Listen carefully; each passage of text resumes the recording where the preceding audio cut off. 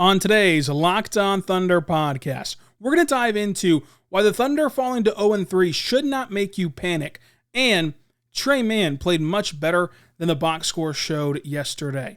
Plus, Jeremiah Robinson-Earl is finding his groove, and the Thunder are bit by the injury bug. We'll talk about all that and more coming up on today's Locked On Thunder podcast on the Locked On Podcast Network, your teams every day.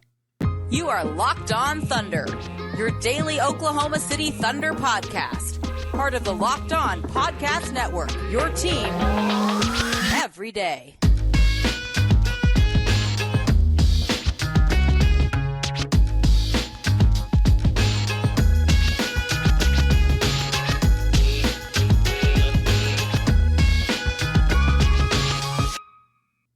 Let's get it going on the Locked On Thunder podcast, on the Locked On Podcast Network, your teams every day. I am your host, media member, and editor-in-chief over at thunderousintentions.com. Rylan Styles, you can follow me on Twitter at Rylan_Styles. Follow the show on Twitter at LOThunderPod. Email the show, LOThunderPod@gmail.com. On today's show, brought to you by PrizePicks, making daily fantasy sports easier for you and better for you overall. We are going to dive into the Oklahoma City Thunder falling to 0-3 despite Jeremiah Robinson-Earl's groove getting jump-started in this one. Plus, Tre Mann played better than the box score indicates, and the injury bug is hitting the Thunder particularly hard to start this season. So let's start, that we always do, with our game overview of this contest, of course. It was the home opener. Great atmosphere in the Paycom Center. It was a great environment. The crowd was pretty full for the home opener on Sunday, and they were loud in certain moments of the game. You know, the transition dunk by Wiggins from Tre Mann, the Poku putback layup was a moment that got them on their feet. But the Thunder team could never get to that point where the crowd could erupt the way that they wanted to. They'd get within 9, they'd get within 4, but they could never just quite get the game tied or take the lead. And it was kind of that crowd getting right to that edge, but not being able to just take the roof off of the Paycom Center. But it was a good crowd on Sunday, which is very encouraging after the preseason crowds at the Paycom Center were not great, but they also were not playing NBA teams during those games. So that's a tough measurement to judge it on, even though, of course, that was preseason. That was different than what we saw on Sunday. So SGA was out in this game with a hip contusion. He suffered that injury in the fourth quarter against Denver on Saturday. So the second leg of a back-to-back, he did not play after he gave it a go in pregame warm-ups. The warm-ups that we saw were him kind of just doing like these one-handed push shots that he was shooting. He could have been doing more, of course, during the press conferences or whenever we weren't on the floor or whatever. But he did not give it a go in this one. Josh Giddey left the game in the middle of the game with a right ankle sprain. And then, of course, you know that Jalen Williams is out with an orbital bone fracture. He's out 7 to 10 days from Friday, at least. That's when he's going to get reevaluated. And then Chet Holmgren is out for the season with a foot injury. So you name those guys: SGA, Josh Giddey, Jalen Williams out of Santa Clara, Chet Holmgren. Those guys, that's 4 of your 5 best players? That is your top 4 best players? I mean, where do you want to put Jalen Williams in that becomes the conversation? But that's 4 of your top 5 guys. And you can argue 4 of your top 4 that you're missing. So obviously this team was going to struggle a little bit. Even while the Thunder were able to start Josh Giddey, Tre Mann, Lu Dort, Kenny Hustle, Jeremiah Robinson-Earl, the main minute lineup was really Tre Mann, Lu Dort, Aaron Wiggins, Jeremiah Robinson-Earl, Ousmane Dieng. Not in that order, but those are guys that kind of filled in the minute load after you saw SGA go out, after you saw Josh Giddey go out, and of course not having Williams or Holmgren. The biggest story from this game to me was Jeremiah Robinson-Earl, because he got back into his groove and said something very interesting about Chip England after the game. So Jeremiah Robinson-Earl had a very slow start to the preseason, did not look really good in the preseason. I had a really good rookie year, I believe, had a just surreal summer league where he came out, his body looked totally different. He was being more physical. He was getting on the glass better in summer league. He looked the part of what you want to see from your second-year player in summer league. And then the preseason came around, and it was just kind of not what you were expecting or not what you were hoping for. But then in this game on Sunday, he really had a good outing. 15 points in this one, 3 assists, 2 rebounds, a steal. He went 3 for 4 from 3 and did not miss inside the arc. Went 2 for 2 from the free throw line as well. Jeremiah Robinson-Earl can be a really valuable tool. Now, I don't think that starting isn't his future long-term. I don't think that he'll be a long-term starter for Oklahoma City. What I do think is that he'll be a long-term kind of top 10 guy in your rotation as a guy who can give you versatility defensively to an extent. Hopefully gets better in drop coverage defensively in the pick and roll, which is, of course, what 99% of offensive sets are based out of in the NBA's high pick and roll. So hopefully he can get better at the drop coverage aspect of things. But his three-point shot is something that I've been telling you, and you've probably gotten tired of hearing it, that I thought was going to come around his entire, so far in his entire short NBA season. It was something I was very high on draft night even for Jeremiah Robinson-Earl, his three-point potential. And he flashed that in this game on Sunday. Now, granted, the Wolves were not respecting him at all to shoot the basketball. And to this point in his career, he's kind of deserved that.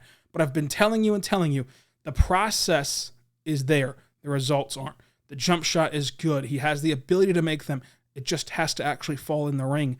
And on Sunday that it did, he was asked after the game, what kind of made you get in that groove? And he pointed directly to Chip England and said, over these last few days, I've gotten to work with Chip England, a lot more.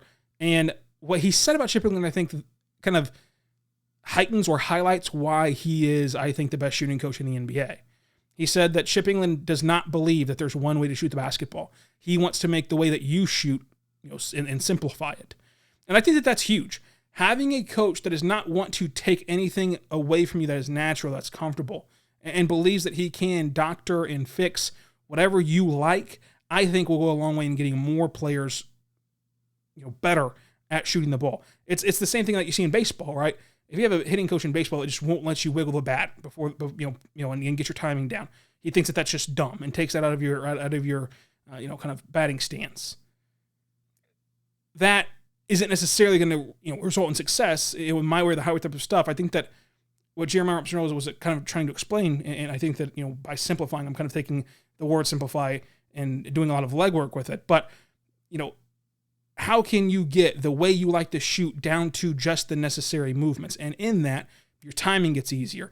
In that, the shot goes down faster and quicker, and the shot goes off quicker. We can get it off, under pressure, right? Because you're taking away those unnecessary movements by getting it simpler.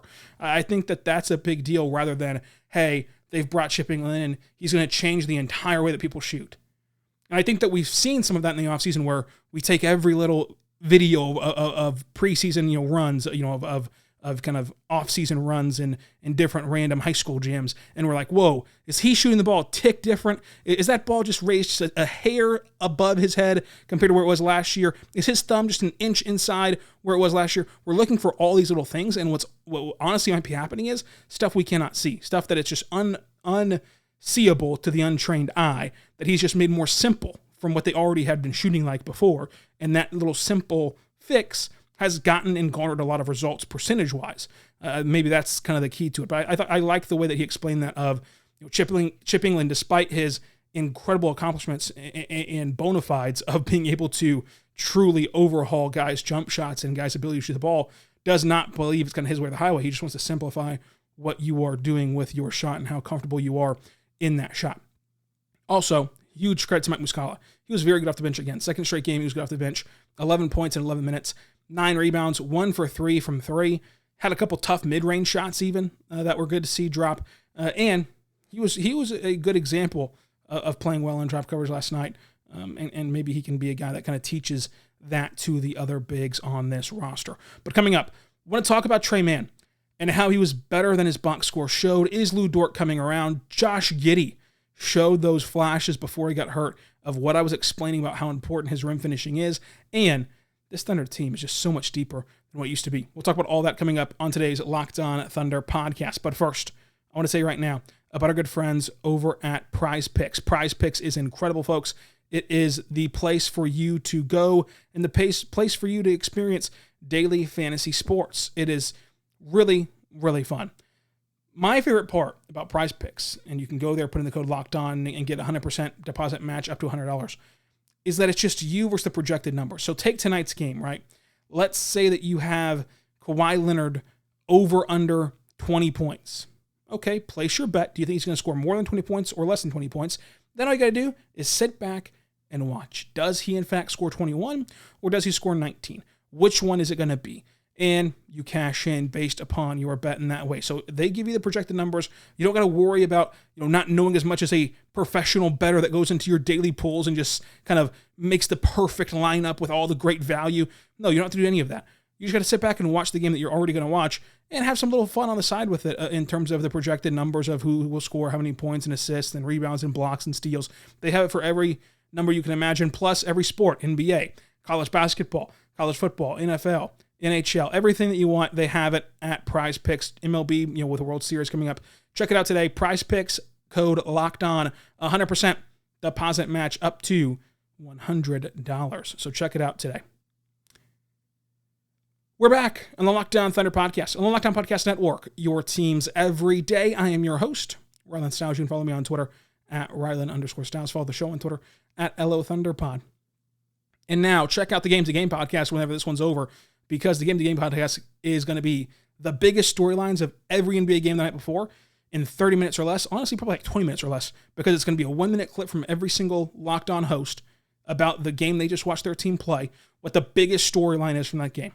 So in this game for the Thunder against the Timberwolves, injuries, right? How do the Thunder move on now whenever they have 4 of their top 4 guys injured, and what kind of difference makers do they need to see happen, right? That's the biggest story. And if a big story from around the NBA grabs you, you can go check out their full podcast episode about that story the next day, in that same morning, and listen to it and get caught up to date. It's a great way to keep you involved in the national landscape of basketball, because I know that if you're committing 82 nights out of the year to watch the Thunder, it's tough to commit to even more basketball whenever you have your daily life and job and families and everything else. So we try to make that easy for you with the Game to Game podcast on the Locked On NBA feed.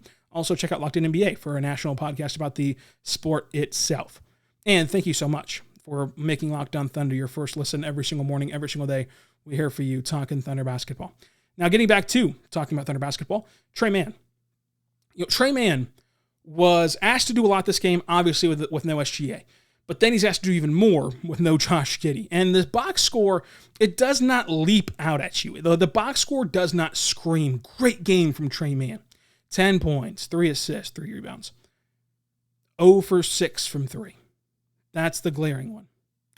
But I've been telling you, it's about the process over the results. And this is a key game, which I mean.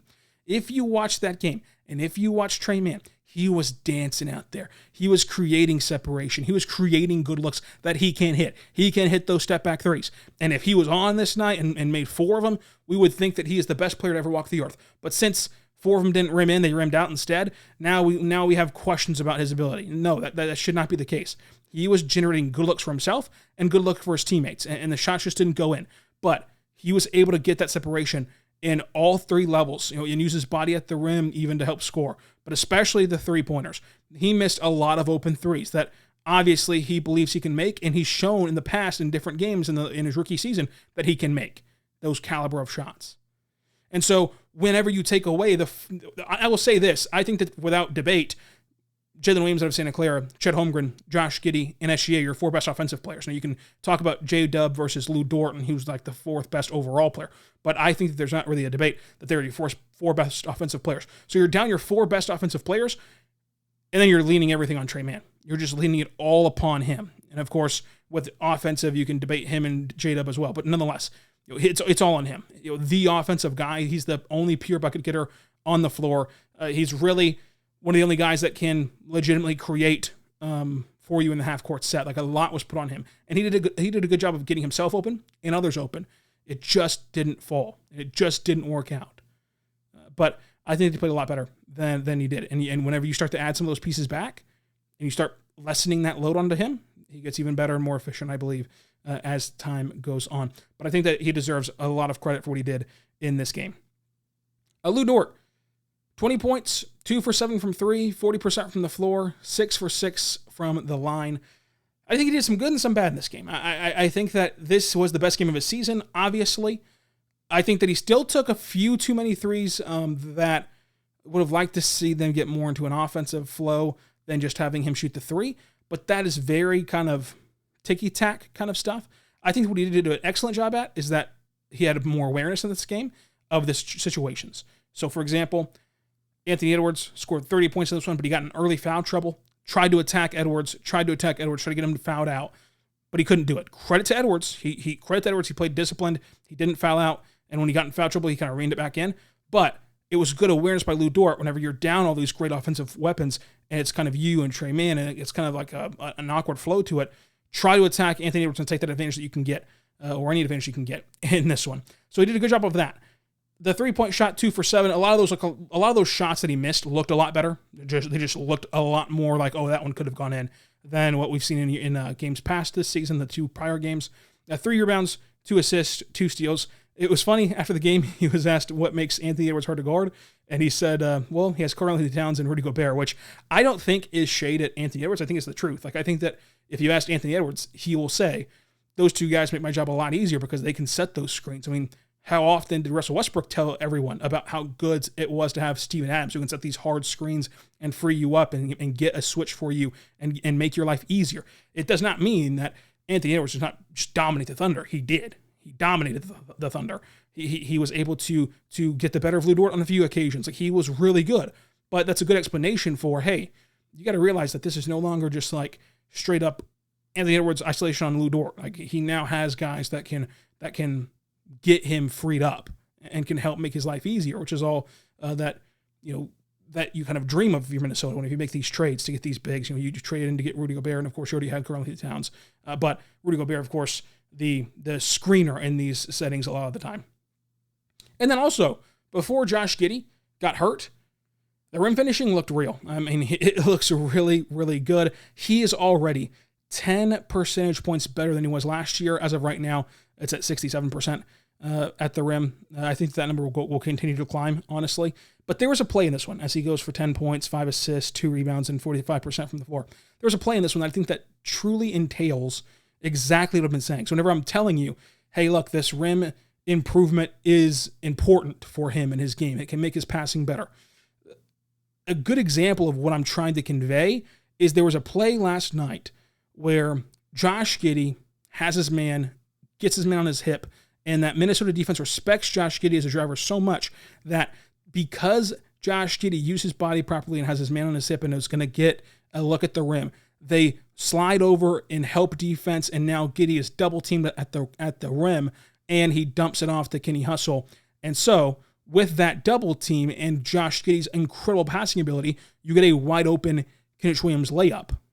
So, putting pressure on the ring like that for Josh Giddey will be very important because he has those attributes of a guy who can make those last second dimes on a backdoor cut because of the double team or whatever the case is, or if Kenny Hustle even stayed in the corner. Like, I think that Josh Giddey is so good that if Kenny Hustle went back to the corner after his guy rotated, he can hit Kenny Hustle all the way in the corner because he's that talented of a passer. Getting that pressure on the rim and having the defense kind of respect you to that point. It's kind of the same thing as respecting a jump shooter, right? How many times we talk about the gravity of, hey, with this jump shooter right here, I'm not going to go help at the rim, so it's going to free up the lane for people to cut and drive and do all that fun stuff. Think of that in reverse, right? Like I just mentioned, if Kenny Hustle wouldn't have, kind of cut, which is a good decision, by the way, but if he would have flattened out to the corner, then I think that Josh still could have gotten it there, and then you have a wide open corner 3, even another great option. So there's 2 great options on one play just because of how improved Josh Giddey is at finishing. And that comes from experience, comes from filling out his body, and it comes from using his body a lot better, as a weapon for him to kind of give space between him, his defender, the ball, the rim, everything, and finish through contact a lot better this year as well. Plus, we've talked about the easy ones, right? Like if it, as that floater starts to continue to hit, and eventually he gets a lob threat back like a Chet Holmgren, then the pick and roll, is he going to shoot a floater? Is he going to throw a lob pass? Is he going to have a dump off pass? What is he going to do when he's up in the air? That many options gets defenses on their heels and really allows you to find a mismatch or an advantage on the offensive end. And it's hard to come by right now for this Thunder team. I think that they truly have a good defense and good defensive players. They've got to find matchups and opportunities on the offensive end, and that's one way that they can do it with this improved rim finishing from Josh Giddey and how important that is for OKC. It's also important to note that the Thunder are 3-0 against the spread this year.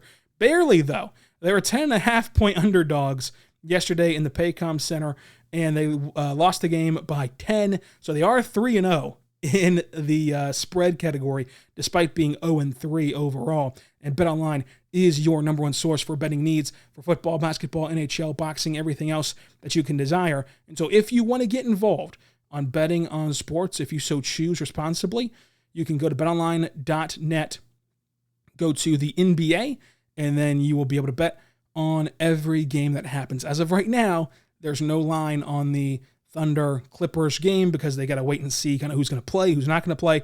But you can bet on other games like the Warriors and Nuggets and everything else on Tuesday. Plus, you can still bet on future bets such as, who will win MVP and all that fun stuff.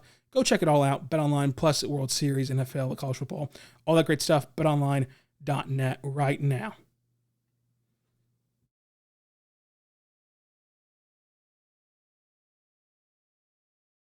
We are back on the Locked On Thunder podcast, on the Locked On Podcast Network, your teams every day. Thank you for making Locked On Thunder your first listen every single morning, every single day. We're here for you, talking Thunder basketball. For your next listen, check out the Locked On Sports Today podcast, the biggest stories of the day, plus instant reaction, big game recaps, and the take of the day, available on Odyssey, YouTube, or wherever else you get your podcast from. And quick reminder, Tuesday's show will be a total mailbag episode, so either go to Twitter at Ryland_Styles or leave your questions on YouTube to be answered on the show.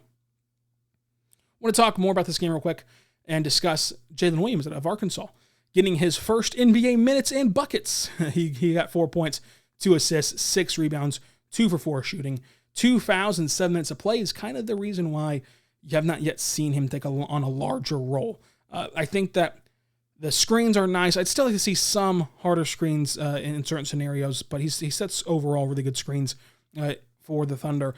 But defensively, he drew a charge in like the first 2 minutes of being on the floor, which was incredible, and what his calling card was in the NCAA ranks, and he ranked number 1 overall in NCAA for charges drawn.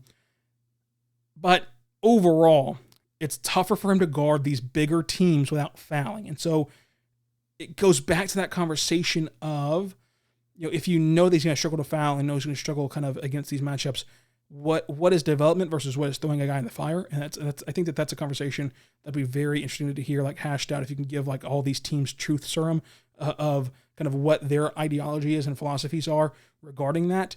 But overall, for his first minutes in an NBA game against a tough matchup, I was encouraged by Jalen Williams. I think they'll spend a lot of time with the blue this year. That's just a guess, as a pure guess. I think that we'll see Jalen Williams with the blue a lot this year out of Arkansas.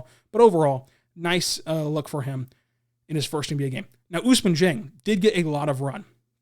5 points, 6 rebounds, 3 assists, a steal, 2 blocks, but 2 fouls in 23 minutes.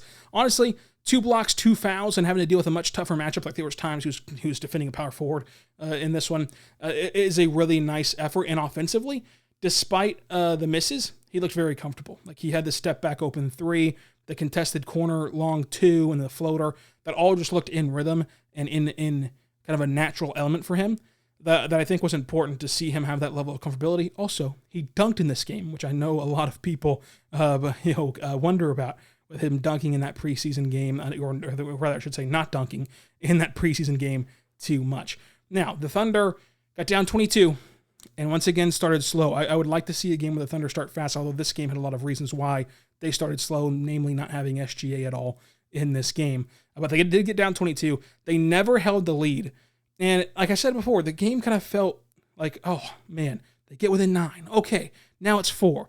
Now it's 9. Now it's 5. Oh, now it's back up to like 15. Oh, now it's 9 again. Now it's 4. Now it's 15. Now it's 10 in the game, right? That's kind of the game that it felt like. Like they could keep giving a counter punch to the extent, but Minnesota had a counter punch, if that makes sense. Minnesota had 11 more rebounds. This is the first time, I believe, that they've lost the rebounding battle. Yeah, they'll be 2-1 in the rebounding battle. The Thunder will be after they lost this one by 11 boards.